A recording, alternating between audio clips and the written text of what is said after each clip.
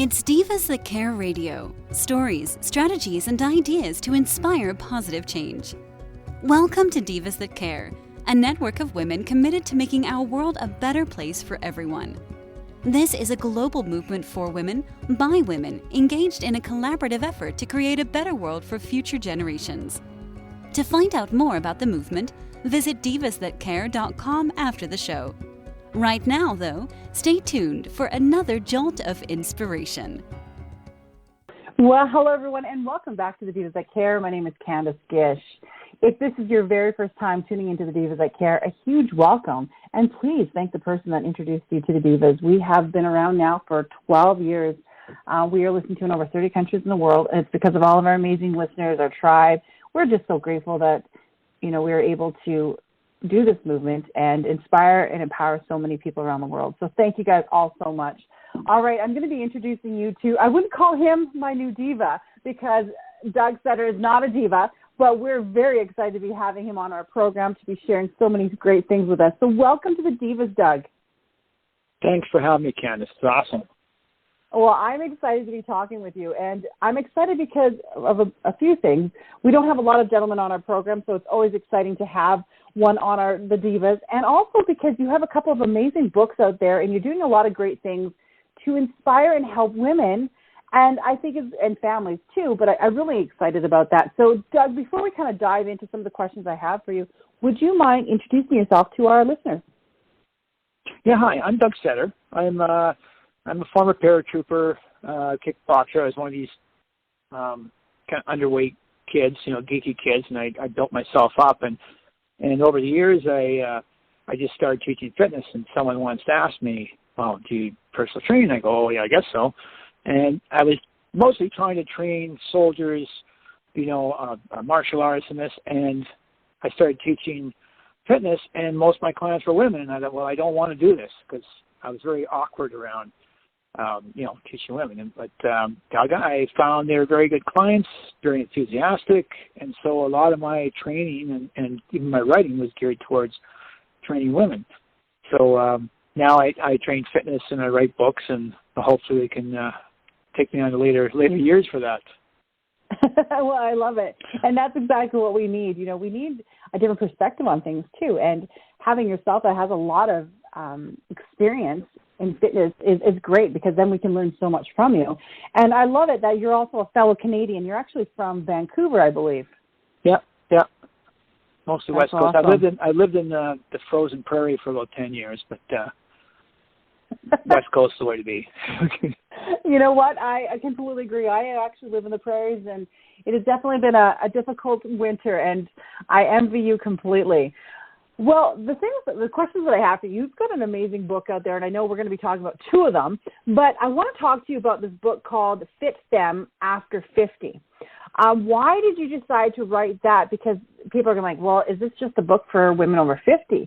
And I think that'd be a great topic to talk about because we actually, our listeners, we have quite a few women. The majority of our listeners are actually between the ages of 45 to 65. Yeah, I wrote one was a flat good after 50, and then, I was talking to friends and women clients, and they said, well, you didn't address this, you didn't address that, you didn't address, some subcutaneous fat, you didn't address this and hormonal balance. And okay, tell you what, to me it's a challenge. So I go and I dig in and I interviewed like professional women, like women that are working, and their mothers, and they've been and done, and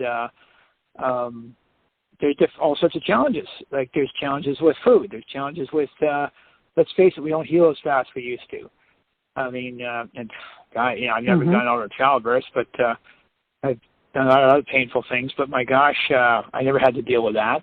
And another one, I mean, we past 50, we don't live in a mom and dad hotel. Our bodies can't eat anything and generate muscle like we could in our 20s. So I interviewed the people and I talked to them. It was awesome, and it was really good because a lot of my friends, they opened up and they talked about quite bluntly about stuff like depression. And they talked about stuff like, weight challenges and overcoming injuries and maintain themselves. It was really, I'm glad I did it. If nothing else, it was a good journey for me. Yeah. Well, and I like that it's a topic that we don't talk about. It seems that as soon as we hit our 40s, we don't always want to address different topics. We don't necessarily want to know. We think that we can still do things that we're in our 20s, and that's not real.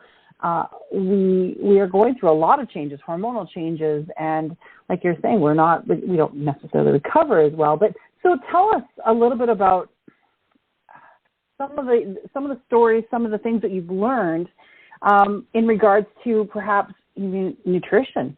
What is the kind of things that people are changing as they get older? Oh, you definitely eat less. You don't break down food as well, so you have to be a little more careful. And one thing I'll go into right now is I found the separation diet worked for me. It was called a lot of things over the years, Fit for Life, whatever. But I found if I'm more careful, the bread, for instance. And here's things that I found consistently. I remember talking to a lady, and she told me, and we actually were having drinks, and she said, look at my my stomach, and within, I'm talking a couple hours, her body reacted allergically, not calories, but allergically. And for some people, it's tomatoes. Some people it's bread, sugar. What's another one? Sometimes alcohol. But it's interesting. I've noticed people's bodies will change allergically. Eggs for some people, dairy products. And so we be more wary of this. And you go, well, I've done that all my life. Yeah, but we had the ability to handle it. And so you make small changes. I mean, I've stopped drinking milk back in my 20s, and my bones are still strong. You make adjustments. You can mix, coconut milk, almond milk. You always make small adjustments. And there's another thing. Here, my head's bouncing around here, but you can make small adjustments without going severe. You can change the type of bread you eat. You can change like gluten-free, or you can change, rye bread or sourdough or whatever. But you can make these small changes, and you'd be surprised. You do it for a couple of weeks, and you think, well, what's the big deal? But then you go back to where you were doing, and then, oh, wait a minute, now I understand. Yeah, now my body's reacting because we get so numb to it. That's one thing. I like food. that. Well, and I like how you're saying that, because you're actually normalizing it. Because I've talked to a lot of my girlfriends, and, people are like, well, is this normal? And, really what you're saying, it is normal. Like people are going to adjust and change over the course. And I think in our heads, it's like, well, I've done this forever, like you were saying. Why is it changing now? But that's part of the process. Yeah. I mean, I ate some vile things in the Army. It wasn't. We had to eat these rations and stuff, but your body adjusted because you're very young, you're strong, and later on, the accumulation of, certain additives, overcooked food, overprocessed, and that your body just can't reject it like it used to. So you've kind of had an unnatural diet most of your life, and you've adapted to it. And now you're older, and your body just says, well, no, I don't want this anymore. So the simple changes. I found just simple, small changes, and you're fine. I mean, you just got to be a little more selective. It's not say be. I like that. I mean, I'm a chocoholic. I'll admit openly. And red wine, forget it. I'm not giving that up. So, but you just make adjustments. That's all. Sorry? Yeah, and I like that. Are you on a mission to teach people this? Yeah, I do. And I don't want to grab it down the throat, but when they ask me, I said, well, here, try this, try cutting that out. And they go, son of a gun, I feel better. My eyes don't itch. My nose doesn't run.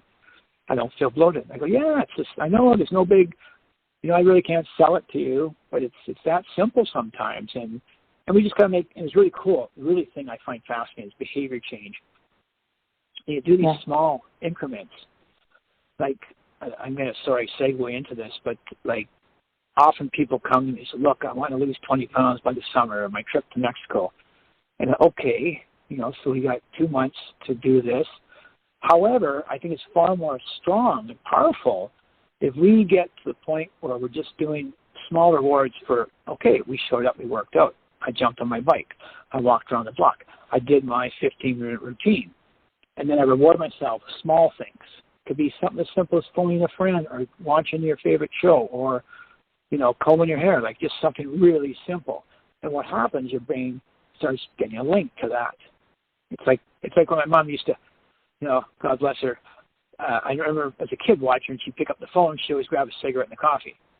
And so there's a strong link. So if you're going to exercise, oh my gosh, I gotta do this, I hate this, but oh yeah, I know I'm gonna watch ER. I don't know what they watch nowadays, The Good Doctor, whatever, but I'm gonna watch that after my workout, or I'm gonna enjoy it with a friend, or I like that music. Then now it's something enjoyable. It's something you actually you feel you're missing if you don't. And so it's seriously small changes. So it'll carry you through. Well, and it makes sense, right? You're rewarding yourself for doing something like that, and we love rewards. I think we grew up in that fact that if you do something, here you go, and it's a great thing to keep going. I want to talk to you now about your other book. Can you? I don't even think I have the name of it. Can you share a little bit about that? It's a lot good after COVID, and that I wrote that because I just saw this 2 years of lockdown, and I noticed myself and a lot of people that really the isolation. And as a former soldier, we joke, we say, yeah, felons and soldiers don't really care, because we used to get confined to base or to barracks if we did something wrong or whatever. But I found I didn't have the connection with people.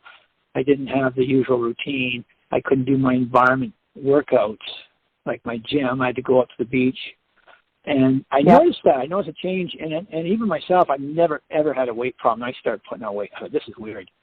I'm no longer superhuman. What's going on here? And so that's a joke, by the way. And so there was a thing, we got to get out of this rut. We got to get back into enjoying ourselves. And I've read research for this, even things with several medical problems. I read a study in Iran where once these people who were going to the doctor and were borderline hospitalized, once they got back together with friends and played some sports, suddenly all these symptoms disappeared, and they got better. Amazing? It is amazing, and I know as a soldier, being socializing is very, very important. Just being with your bros or whatever. So my thing was helping people get these small habits, get back on the horse. I love that, because that's what we've talked a lot about that in the last couple of years is, the isolation and, issues with mental health and, people being by themselves and a lot of loneliness. And, how do we figure that out? How do we transition? How do we work around that? And I'm assuming with a lot of things with you is that you were able to do some stuff with your clients through Zoom. That was awesome. I did one thing with some friends. I said, okay, let's just get together with a morning stretch. It was really cool because there was some guys were laid off and some were just whatever. We all got together, the morning stretch, and then we just shot the breeze for a bit, and then we got on with it. So I did kind of a false commute every day because I wasn't working full time, but I still got out in the morning, did my workout, cleaned up. If I had to drive my car around the block, I did. Or I'd walk down. I couldn't use the library or coffee shop, but I deliberately walked several blocks like I was commuting. And I adhered myself to an actual schedule. And I know it sounds funny, but, I determined that, no, I'm going to keep myself on schedule. Yeah. And so then, and then when I did work, it fell into place. So I want to ask you, Doug, why did you decide to become an author? Why are you writing these amazing books? Because I think that this is what the world needs. But why did you decide to do that? As a kid, I always wanted to one day. And then finally one time people were asking me, look, could you write a book about, the first one was stomach flattening, and I wrote one on women's kickboxing, and after a while you get the hang of it. There is a trick to it. Well, I'm sure you understand being an entrepreneur. You get a routine, and away it goes, and they come faster and faster now. I can crank one out in about 3 or 4 months now, and I like it. It's quite enjoyable, the process. Yeah, I agree. It's a lot of fun. So, Doug, what is next? What's new? What's going to be happening with you in the future here? Well, I got to find out how to put next information products, like how to get this into a course, so I can reach more people. And I'm, I have to ask people a lot more skilled than I am, which is hard. Don't really like asking for help. It's one of these things you got to do. But that's my next step. I think that's the way I want to go, because I really find it fun. I find it fun training people. I find it fun, writing cool things. But I really like these. I watch some people that do these amazing things on TikTok and these amazing YouTubes, and I like to learn to do that and step out. I think that's awesome, and I'm sure that there's a lot of our tribe, our Divas That Care, that would love to support you in that. I think that you doing a workshop and would be absolutely fantastic, and I know a lot of our listeners would love to be a part of that. Oh, okay. Well, I got to learn how to do one then. Any recommendations? Well, I can definitely get you in contact with a few people I know could really help you out. Thank you. Appreciate that. And, that's one of the hardest things I found, too, is asking for help, because guys can't ask for directions. Heck no. No, I wanted to talk about some of the embarrassing situations, but no, thank you very much for that offer. That's the thing. Just learning new technologies and modalities. But getting back to Fit After 50, I was really impressed with how some people overcame depression and some of these other things that happen as a byproduct of this lockdown. And it hits me close to home, because I've gone to 5 funerals.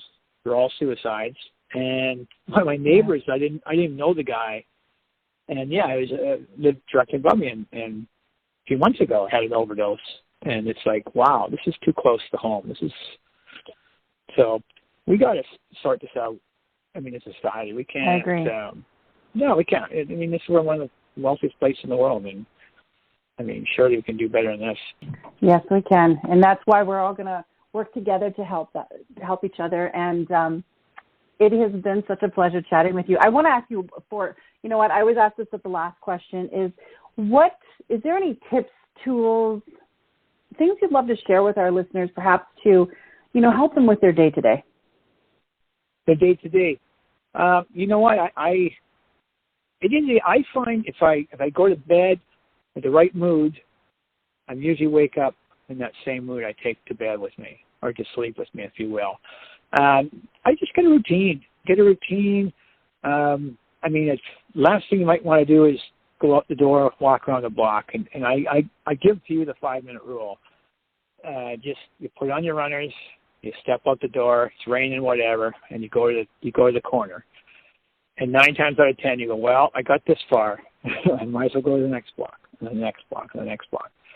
And you'll get the sense of accomplishment, what I find. You get to say, it could be the worst day, most unproductive day, but you know what? I got up and I did my routine. And I think it's very important. I know in the military, we used to get them up 5:30 with gentle words of encouragement. And, when you get them pumped, you get a bunch of trainees, just not the usual yelling you see in the movie, but get them up and, all right, troop, let's go, And this, you get them pumped, and they're all pumped, they're all, cheering and all riled up, and then they go in there and they do their stuff, and you hit the ground running. It's good, please. Set up your place, set up your room, set up whatever it is that you want to do in the morning. Set your environment, make it very positive for you, and then it will carry over. That is to say, even when I was in a single room, single barracks, I always faced the same direction. I did my workout. I maybe put up a picture of, an outstanding athlete, and then I did another picture of Elvis before he died. So, I said, you want to do this or you want to do that? And then I would go into it. So that advice is fantastic. Yeah, I hope so. I do. I really like that. It can be that simple. Sometimes, I think about some friends who got injured or didn't, and then I look at like listening to your podcast. I love that one there on Ms. McComber there about teaching and education. I thought, holy crap, pardon my language. Wow, like there's someone doing stuff. So I like that. I always put something small and okay. We got the choice, and it doesn't have to be all day. You can say, I can do this for 15 minutes. For 15 minutes, I can listen to an audio tape. 15 minutes, I can read a chapter. For 15 minutes, I can do deep squats or, ab routine. Like, and all these small things will add up. I guarantee it. That is perfect. And that's something my mentors over the years have always shared with me also is, break your calendar up into 15-minute increments and you can accomplish so much more. Thank you, Doug. I have had such a great time chatting with you. I know that we're called the Divas, but I really think that you can be a part of our Diva family. We would love to have you back again. Well, thank you, Candace. Let me know.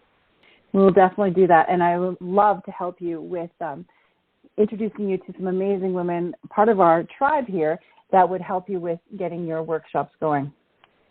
Oh, you'll have a friend for life then. Awesome. Well, and thank you to all of our amazing listeners that have been tuning into the Divas That Care. Thank you so much. You know the routine, guys. Please like, share, and comment. We want to support all of the amazing guests that come onto the Divas That Care. That's what it's all about, is collaboration, empowering, inspiring, and helping somebody. We want to inspire the people around us, but we never know who it's going to impact. So make sure that you also do something kind today. It's so important. Until next time, everyone, have a great day. Thanks for listening. This show was brought to you by Divas That Care. Connect with us on Facebook, on Instagram, and of course on divasthatcare.com, where you can subscribe to our newsletter so you don't miss a thing.